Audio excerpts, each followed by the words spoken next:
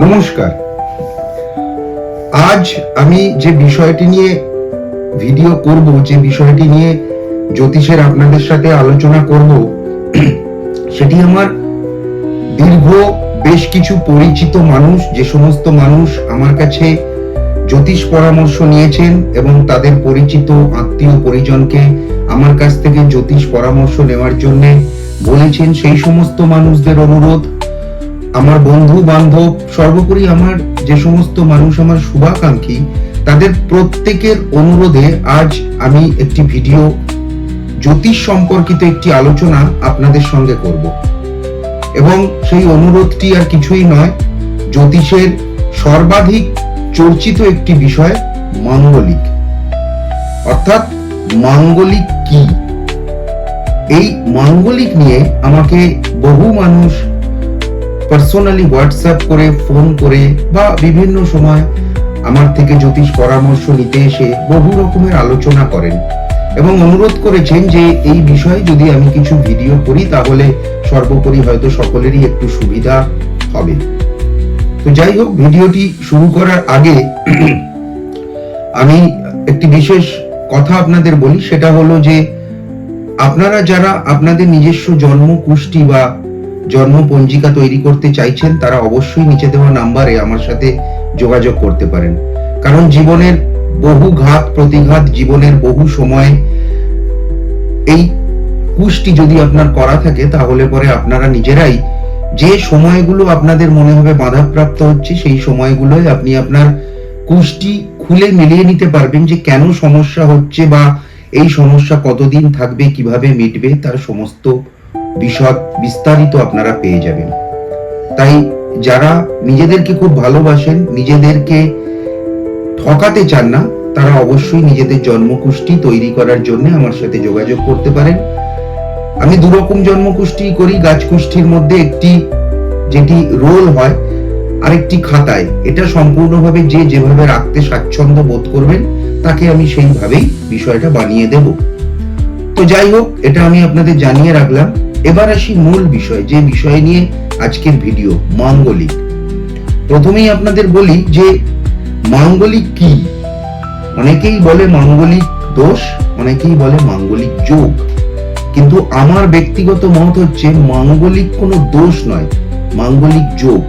কারণ জ্যোতিষ শাস্ত্রে যত রকমের যোগের কথা আছে, শ্রাপিত যোগ,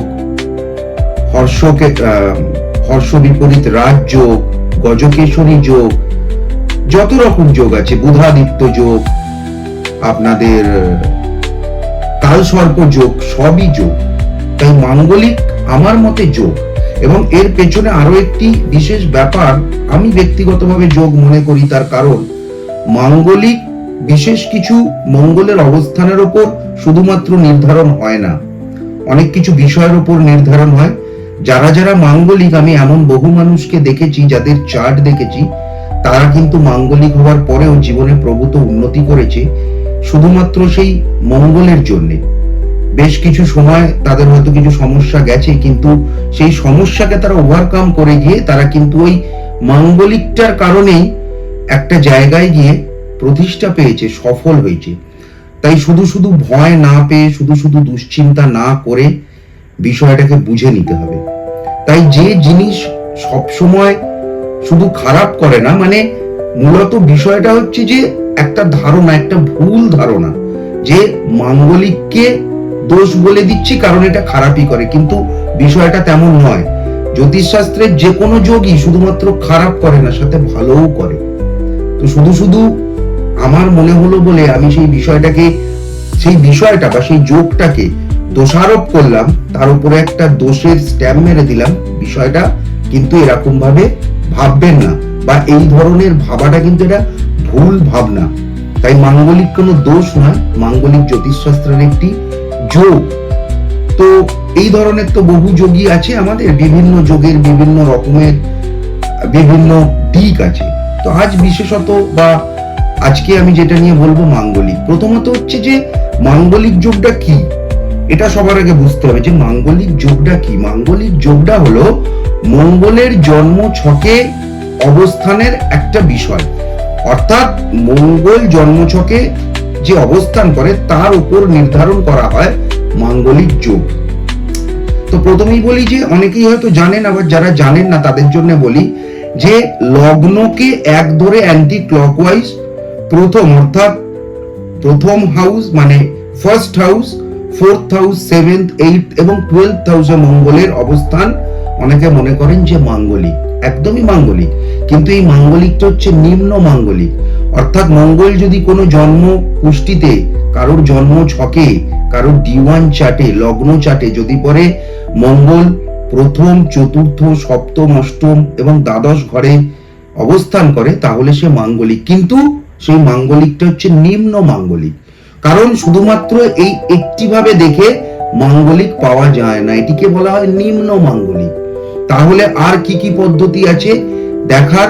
পদ্ধতি হলো যে শুধুমাত্র লগ্নকে এক ধরে নয়, লগ্নকে বাদ দিয়ে চন্দ্র যে রাশিতে আপনার বসে আছে অর্থাৎ চন্দ্রকে এক ধরেও অ্যান্টি ক্লকওয়াইজ দেখতে হবে যে চন্দ্রেরও ঠিক প্রথম, চতুর্থ, সপ্তম, অষ্টম এবং দ্বাদশ ঘরে মঙ্গলের অবস্থান কিনা। যদি লগ্নেরও 1, 4, 7, 8 এবং 12 নম্বর ঘরে অবস্থান করে এবং চন্দ্রেরও যদি চন্দ্র থেকেও যদি 1, 4, 7, 8, 12তে অবস্থান করে তাহলে পরে কিন্তু মাঙ্গলিক যোগটা, এই মাঙ্গলিক বিষয়টা কিন্তু আরেকটু ঊর্জাটা বেশি পেল, আরেকটু কিন্তু মাঙ্গলিকটা যেটা এতক্ষণ নিম্ন মাঙ্গলিক ছিল সেটা মধ্যম মাঙ্গলিক হলো। তার মানে যদি পরে আপনার লগ্ন হয় মেষ, সেখান থেকে যদি আপনার মঙ্গল বসে অষ্টমে, বা আপনার লগ্ন যেটা সেখান থেকে যদি পরে আপনার মঙ্গল বসে অষ্টমে, তাহলে আপনাকে নিম্ন মাঙ্গলিক রূপে আমরা ধরে নেব। কিন্তু এর সাথে সাথে যদি আপনার দ্বিতীয় ঘরে, আপনার দ্বিতীয় ভাবে যদি পরে চন্দ্র থাকে তাহলে সেক্ষেত্রেও লগ্ন থেকে মঙ্গলের অবস্থান হবে অষ্টমে এবং চন্দ্র থেকে হবে আপনার অবস্থান মঙ্গলের সপ্তমে। তখন কিন্তু আপনার মাঙ্গলিকটা আরেকটু পাওয়ার পেল। তার মানে আপনি মধ্যম অর্থাৎ নিম্ন থেকে আরেকটু উঠলেন মাঙ্গলিকে। এরপর একটা বিশেষ ব্যাপার দেখতে হবে যে শুক্র থেকেও এটি আমরা পাচ্ছি কিনা, অর্থাৎ শুক্র যে হাউসে অবস্থান করছে, যে ভাবে অবস্থান করছে সেখান থেকে অ্যান্টি ক্লকওয়াইজ 1, 4, 7, 8, 12 শুক্রের 1, 4, 7, 8, 12তে মঙ্গলকে আপনি পাচ্ছেন কিনা। ধরুন আপনার লগ্ন থেকে অষ্টমে আপনি পেয়ে গেলেন মঙ্গলকে এবং চন্দ্র দ্বিতীয় বসে সেখান থেকে পেলেন সপ্তমে। ঠিক এইভাবেই যদি পরে আপনি দেখেন যে আপনার শুক্রটি বসে আছে আপনার পঞ্চম ঘরে এবং মঙ্গলটি অষ্টমে, তাহলে দেখুন পঞ্চম, ষষ্ঠ, সপ্তম, অষ্টম অর্থাৎ শুক্র থেকেও আপনি তাকে 4th হাউসে পেলেন।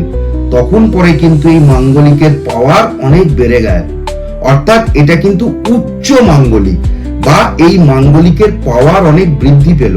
তার মানে আপনি পূর্ণ একজন মাঙ্গলিক জাতক বা জাতিকা, আপনি পূর্ণ একজন মাঙ্গলিক। এবার প্রশ্ন হচ্ছে তাহলে আপনি যে মাঙ্গলিক হয়ে গেলেন তাহলে কি আপনার জীবনটা খুব খারাপ হয়ে গেল? একেবারেই নয়। কারণ এটা তো আপনি সবেমাত্র একটা বেসিক জায়গা থেকে দেখলেন যে আপনি মাঙ্গলিক কিনা এবং কি ধরনের মাঙ্গলিক। অর্থাৎ কাঁটাতে মাঙ্গলিকটা কি 0 থেকে 20 না 20 থেকে 40 নাকি 40 থেকে 60, মানে কতটা। একদম 0 থেকে যদি 60 হয় তাহলে আপনি পূর্ণ মাঙ্গলিক হলেন। এটা একটা কথার কথা, এটা একটা উদাহরণ দিয়ে বোঝালাম। নাকি আপনি কম মাঙ্গলিক, এটা বুঝতে হবে। এটা তো একটা বেসিক যে প্যারামিটার, স্কেলে কতটা উঠলো, ওই যে মিটারটা, ওই মিটারটায় আপনার মাঙ্গলিকটা কতটা হলো, সবুজ, হলুদ, তারপর কি রেড হলো, এটা বোঝার একটা পদ্ধতি আমি আপনাদের প্রথমে শেয়ার করলাম, এটা আপনাদের আমি বোঝালাম। এবার যদি আপনি মাঙ্গলিক হন তাহলে আপনার উপায় কি করবেন। এরপরেও অনেক বিষয় আছে এখানে বোঝার। প্রথমত দেখতে হবে যে এই মঙ্গল কালপুরুষ চক্রের কোন রাশিতে অবস্থান করছে।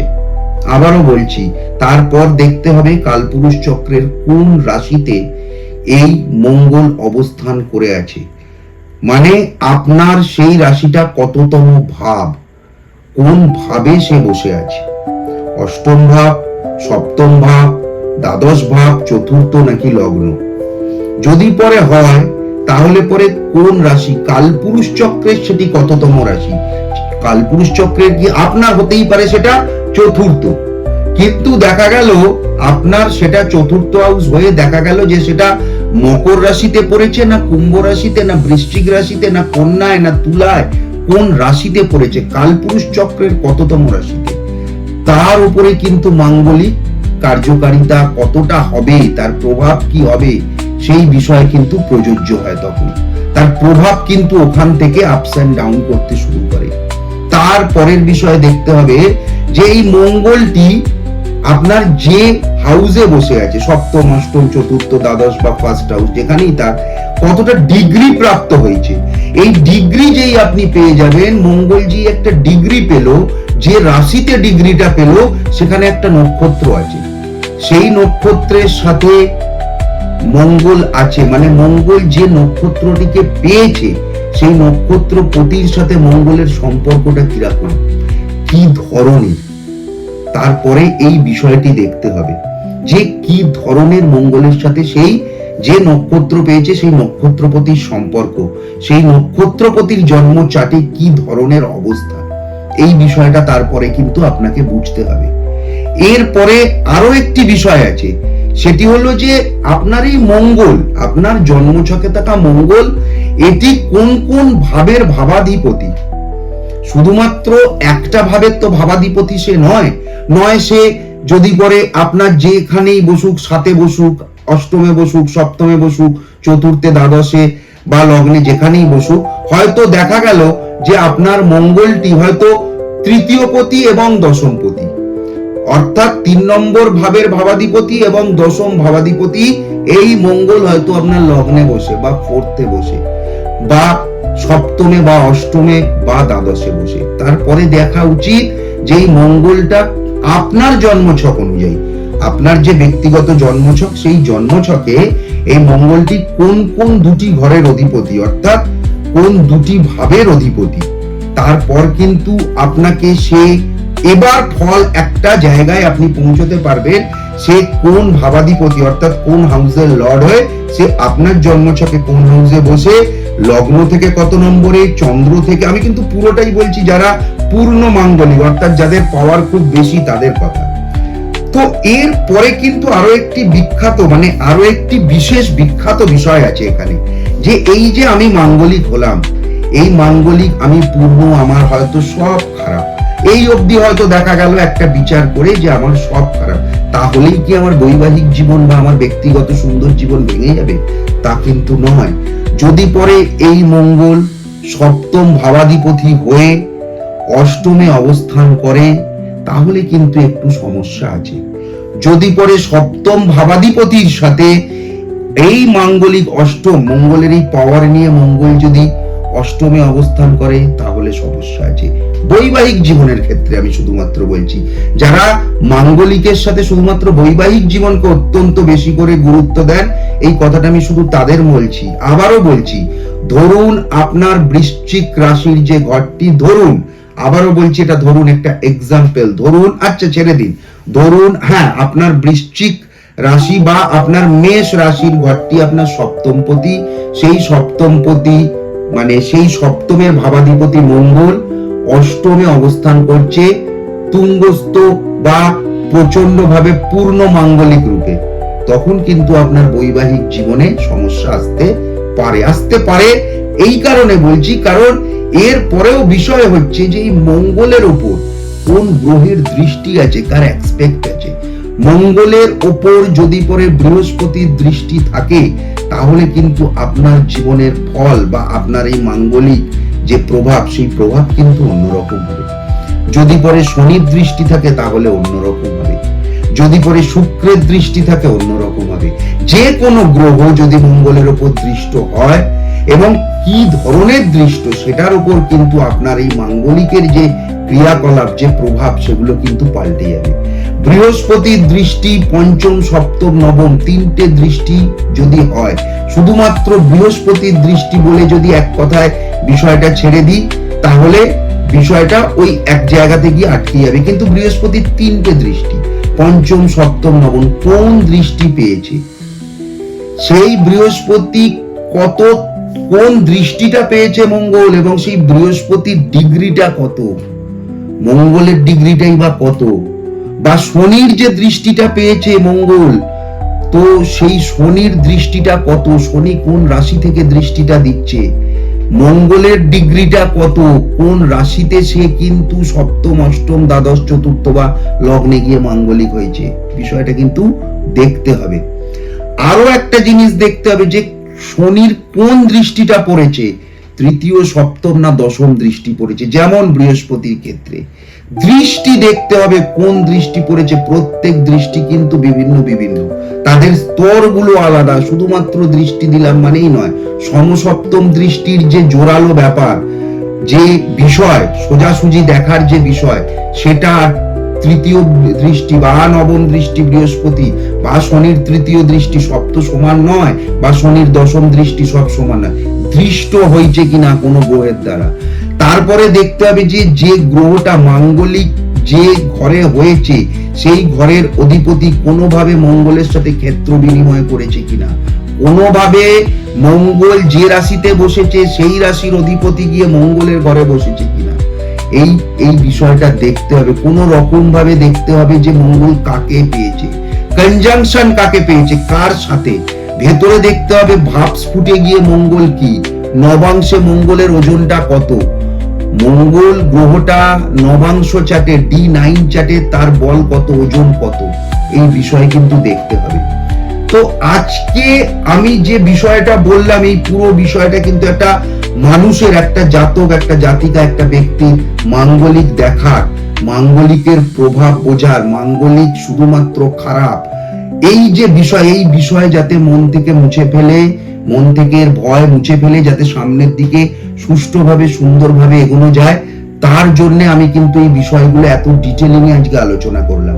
সাধারণত এত ডিটেলিং এ মাঙ্গলিক নিয়ে হয়তো কেউ কখনো আলোচনা করেনি, কিন্তু মাঙ্গলিক দেখার নিয়ম, তার সিস্টেম, জ্যোতিষ শাস্ত্র মতে তার যে বিভিন্ন ব্যাপার, যে স্তর, সেই বিষয়গুলো আমি বললাম। এরপরে আরো অনেক বিষয় আছে দেখতে গেলে। একজন সত্যি যদি আমরা কখনো কোনো, অন্তত ব্যক্তিগতভাবে আমি আমার কথা বলতে পারি যে আমি যখন কারোর খুব পূর্ণ মাঙ্গলিক কাউকে দেখি যে খুব উচ্চ মাঙ্গলিক, তার আমি এর থেকেও আরো অনেক বেশি বিষয় দেখি, এবং দেখি কোন হাউসে হয়েছে, 4th হাউস হলে পরে তার কি হতে পারে, 10th হাউস হলে পরে তার কি হতে পারে, 12th হাউস বা 8th হাউস হলে কি হতে পারে লগ্নের। তো এখানে শুধুমাত্র আমি একটা হাউসই বললাম, 7th হাউস, যেহেতু বৈবাহিক জীবন নিয়ে অনেকেই এটাতে খুব দুশ্চিন্তা করেন, সেই কারণে, না হলে বলতে গেলে তো সে বিরাট বড় একটা ভিডিও হবে, অত শোনার ধৈর্যও কারোর থাকবে না, তখন ব্যাপারটা খুব খারাপ হবে। তো যাই হোক, তো মাঙ্গলিক নিয়ে আমার বক্তব্য হচ্ছে যে একেবারেই কোনো রকম কোনো দুশ্চিন্তা, কোনো রকম কোনো ভয় পাবেনই না, কারণ মাঙ্গলিক নিয়ে ভয় পাওয়ার মতো তেমন কিছু নেই। শুধুমাত্র মাঙ্গলিক বলেই একটা ভয়ের বশবর্তী হয়ে একটা ভুল সিদ্ধান্ত নিলেন বা নিজের মনে মনে ঠিক করে রাখলেন আমার জীবনে তো কিছু হবে না, আমি মাঙ্গলিক। এবং সবার প্রথম আপনাকে এটা ভাবতে হবে যে মাঙ্গলিক কোনো দোষ নয়, একটি যোগ, জ্যোতিষশাস্ত্রে যা আছে প্রত্যেকটা হচ্ছে যোগ। বুধাদিত্য যোগ, কাল সর্প যোগ, গজকেশরী যোগ, আপনার শ্রাপিত যোগ, যা যা যা আপনি পাবেন সব যোগ, হর্ষ বিপরীত রাজযোগ, যা পাবেন সবটাই কিন্তু একটা যোগ।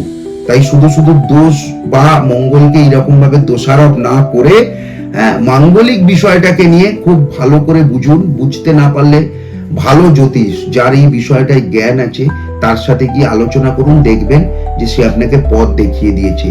আর শুধু শুধু এটাতে ভয় পেয়ে অন্য পথে হাঁটা, হঠাৎ আতঙ্কিত হয়ে গিয়ে সবকিছু ছেড়ে দেওয়া, ভয় পাওয়া, এগুলো থেকে বিরত থাকুন।